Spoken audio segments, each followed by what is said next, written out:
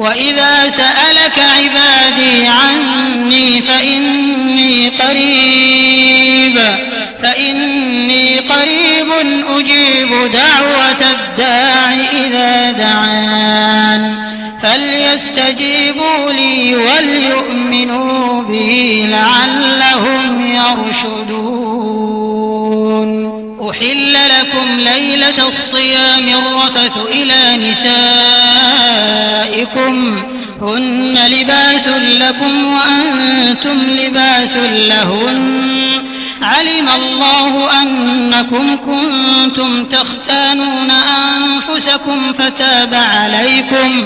فتاب عليكم وعفى عنكم فالآن باشروهن وابتغوا ما كتب الله لكم وكلوا واشربوا حتى يتبين لكم الخيط الأبيض من الخيط الأسود من الفجر ثم أتموا الصيام إلى الليل